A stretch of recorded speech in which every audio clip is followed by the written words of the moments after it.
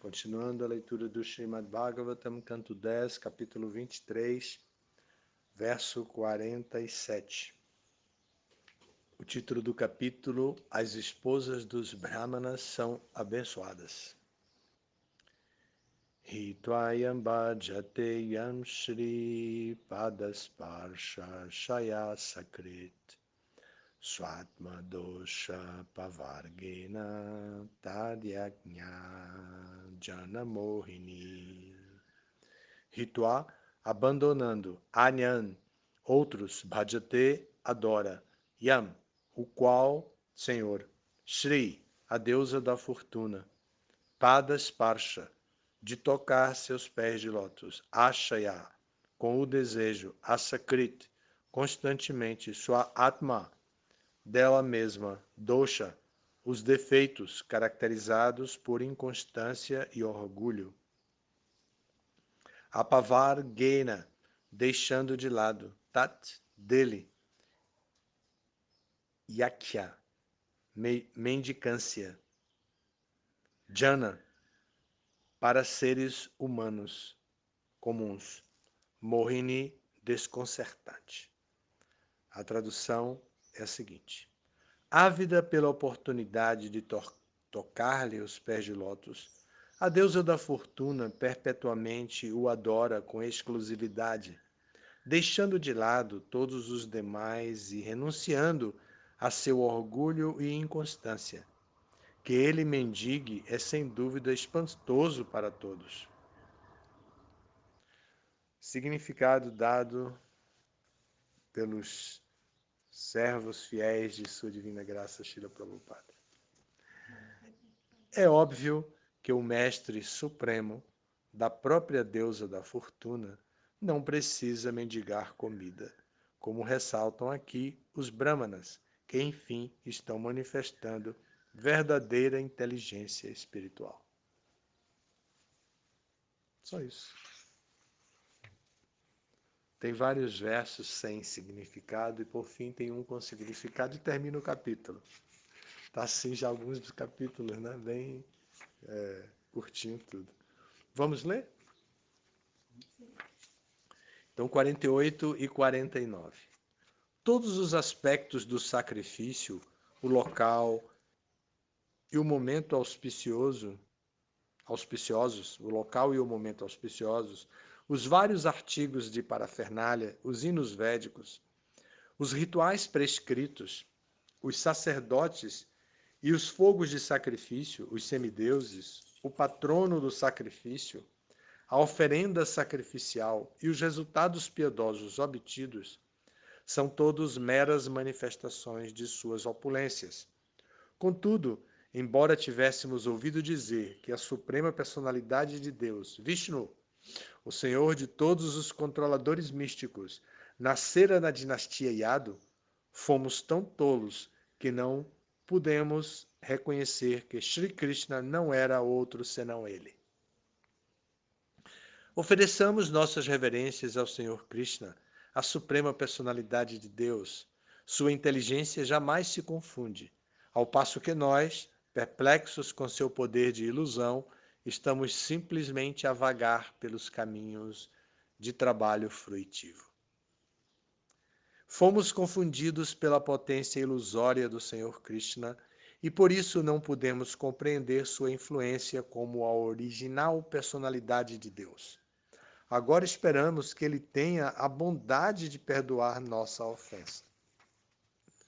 Refletindo dessa maneira sobre o pecado que cometeram por desprezar o Senhor Krishna, eles ficaram muito ansiosos por vê-lo, mas em virtude do medo ao rei Kamsa, não ousaram ir a Vraja. Significado: ao compreenderem a ofensa que haviam cometido contra o Senhor Krishna, e ao apreciarem, por fim, sua posição onipotente, os Brahmanas sentiram o desejo natural de correr até Vraja e render-se aos pés de lótus do Senhor. Mas temiam que Kamsa os matasse quando seus espiões lhe informassem que eles tinham procurado Krishna. As esposas dos Brahmanas estavam absortas em estática consciência de Krishna e por isso, sem levar nada em consideração, buscaram Krishna. Assim como as gopis, apenas por dançar com o Senhor, viajaram na calada da noite por uma floresta habitada por animais selvagens. Mas os brahmanas não se encontravam em tão avançada plataforma de consciência de Krishna e, portanto, dominados pelo medo a Kamsa, não puderam ver o Senhor face a face. Neste ponto encerram-se os significados apresentados pelos humildes servos de Sua Divina Graça A.C. Bhaktivedanta Swami Prabhupada, referentes ao 10º canto, 23º capítulo do Srimad Bhagavatam, intitulado As Esposas dos Brahmanas são Abençoadas. Imaginem vocês, muitas pessoas jovens, assim, muito inexperientes, ouvindo uma história como essa, que conclui dizendo, mas os brahmanas, não. As esposas dos brahmanas estavam absortas em estática consciência de Krishna e por isso, sem levar nada em consideração, buscaram Krishna. Assim como as gopis, apenas para dançar com o Senhor, viajaram na calada da noite por uma floresta habitada por animais selvagens. Mas os brahmanas não se encontravam em tão avançada plataforma de consciência de Krishna e, portanto, dominados pelo medo, a Kamsa, não puderam ver o Senhor face a face. Imagine, né, todo mundo jovem, cheio de energia, força, coragem, ouve isso, então imediatamente querem seguir o exemplo das gopis e das esposas dos brahmanas e se aventuram em tudo. Foi assim que a gente conseguiu imprimir todos os livros de Prabhupada, porque a coragem para distribuir os livros de Prabhupada era imensa.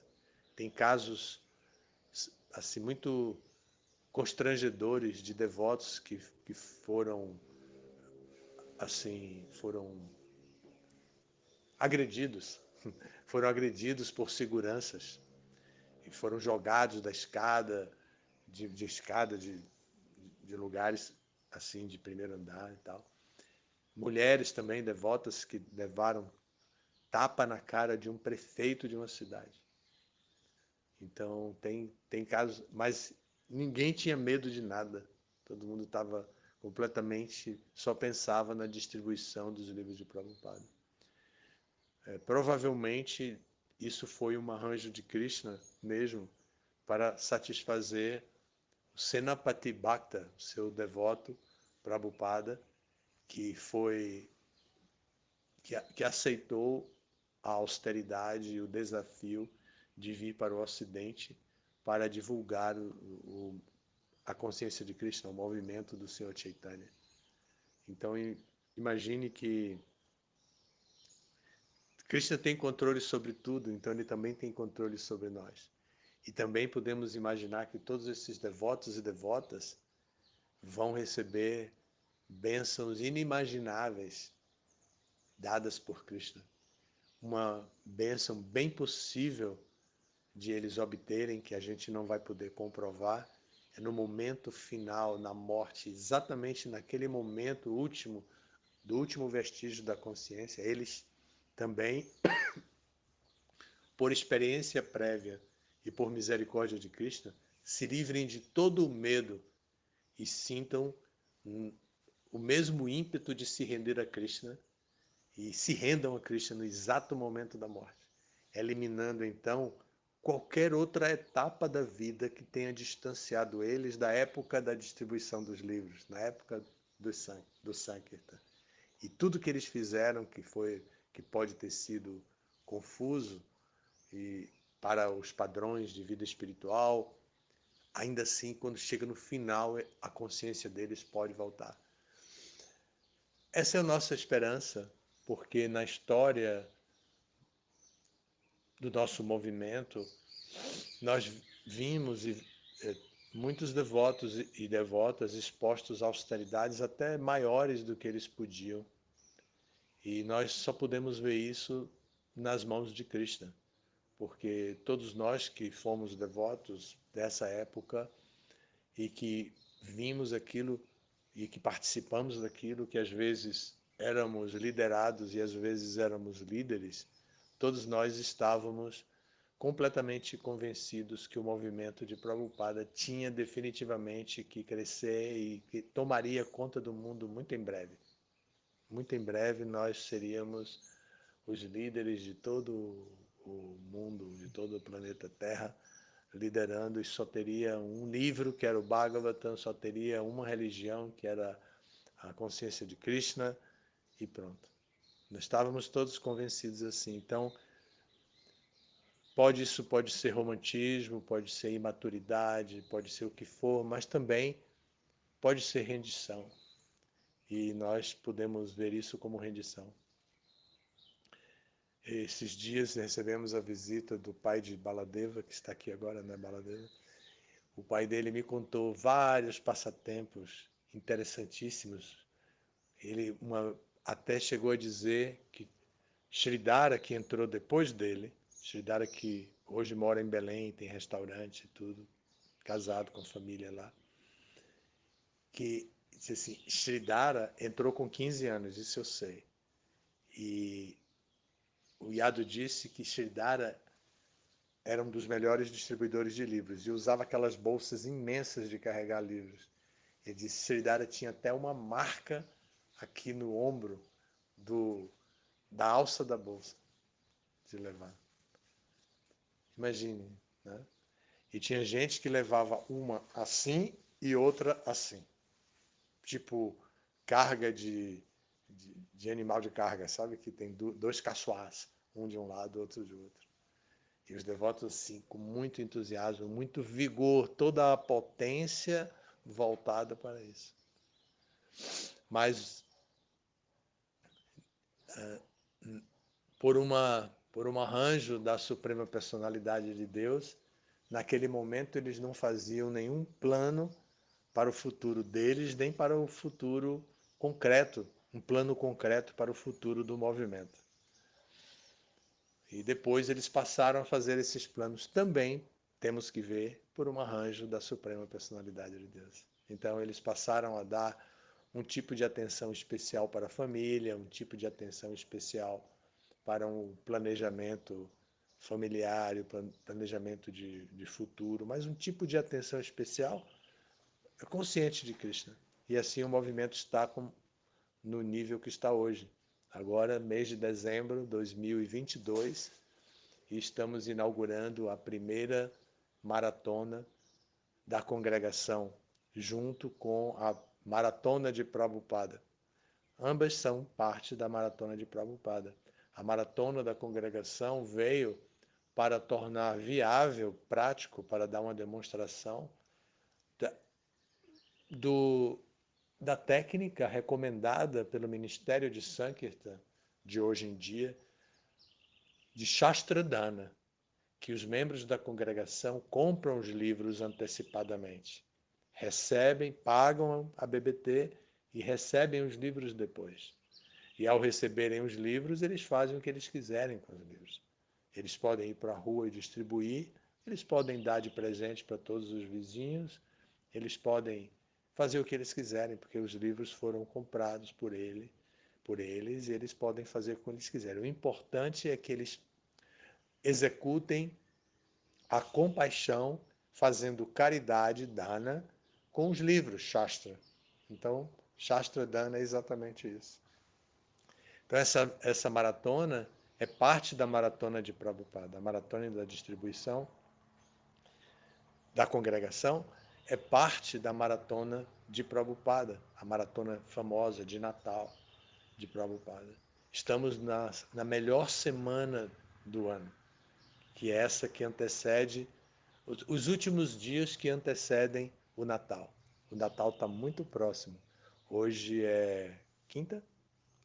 Hoje é quinta-feira, é a melhor quinta-feira do ano. E amanhã é sexta, a melhor sexta-feira do ano para distribuição de livros. E sábado é 24? 25? 24.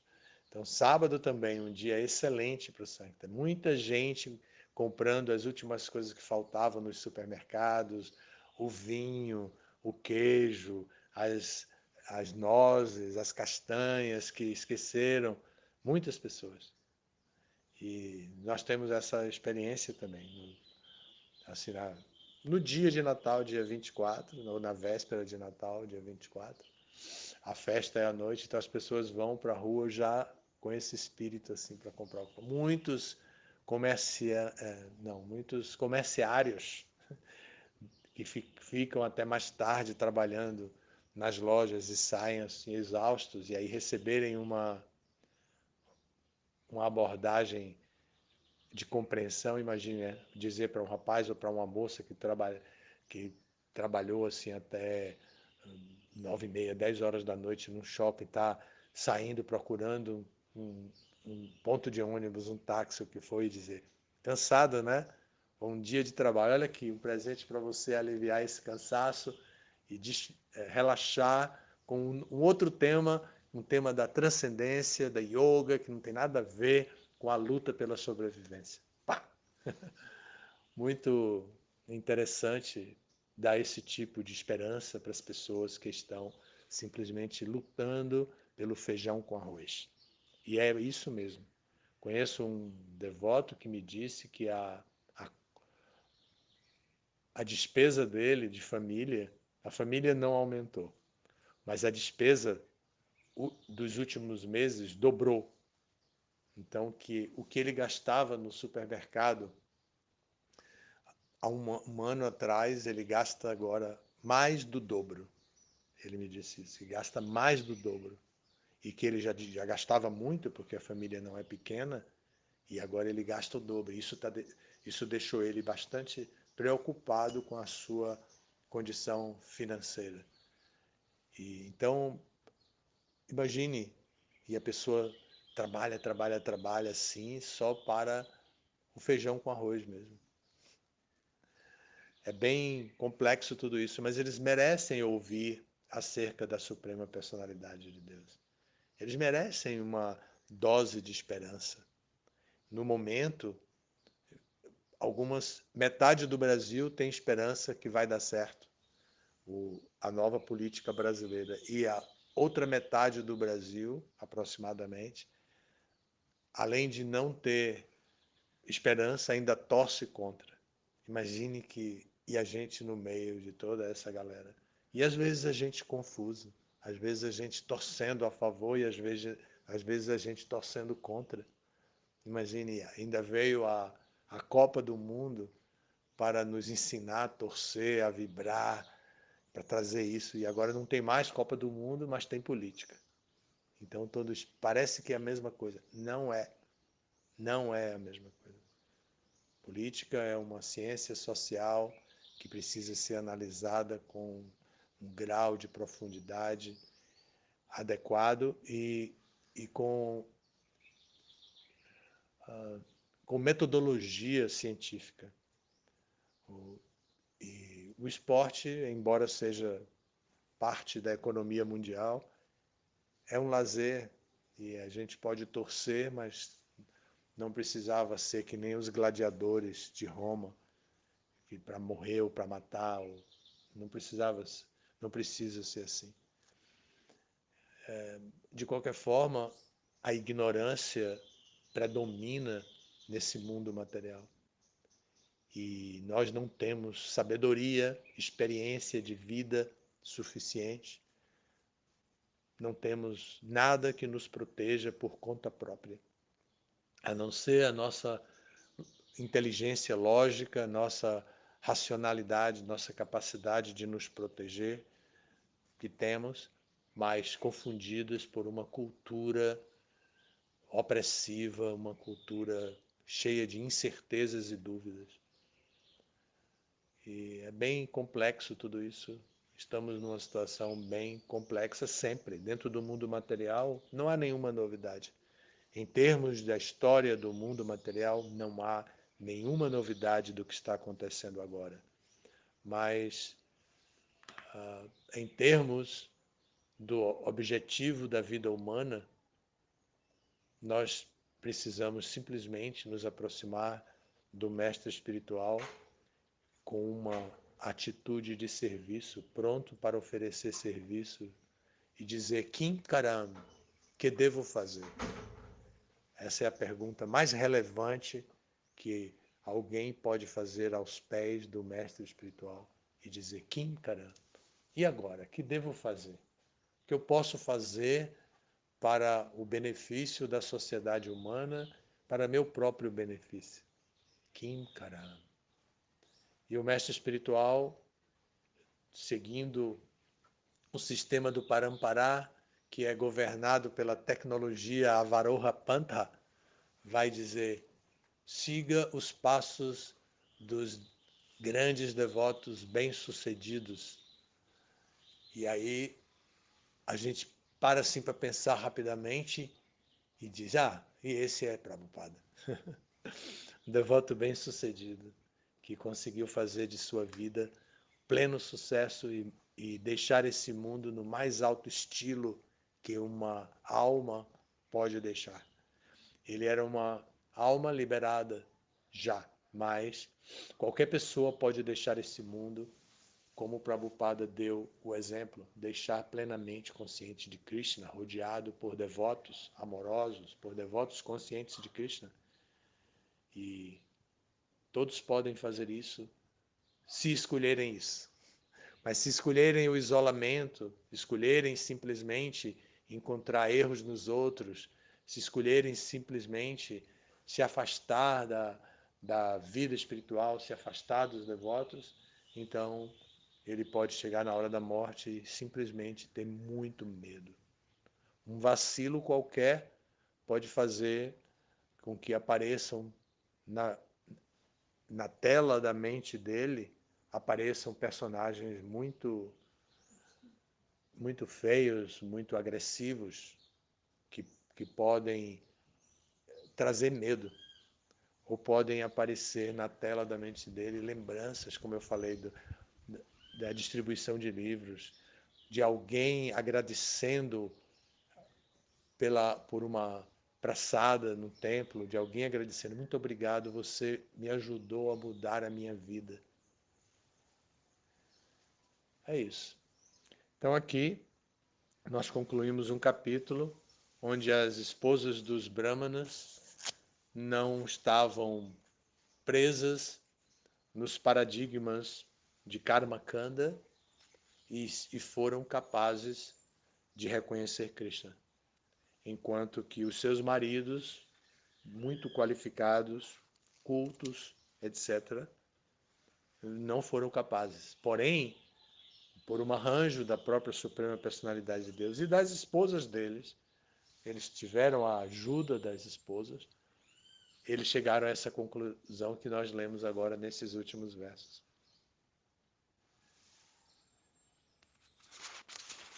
É isso. Ofereçamos nossas reverências ao Senhor Krishna, a Suprema Personalidade de Deus. Sua inteligência jamais se confunde, ao passo que nós, perplexos com seu poder de ilusão, estamos simplesmente a vagar pelos caminhos do trabalho fruitivo. Imagine uma pessoa chegar a esse tipo de conclusão. Se a gente viaja pelo Bhagavatam pesquisando arrependimento e conscientização e ganho da consciência, assim como aqui, nós temos versos lindos e maravilhosos. E temos exemplos para desenvolvermos a esperança, a perfeita esperança da consciência de Krishna, de obter êxito na consciência de Krishna. Obrigado, gente. Todas as glórias a Srila Prabhupada.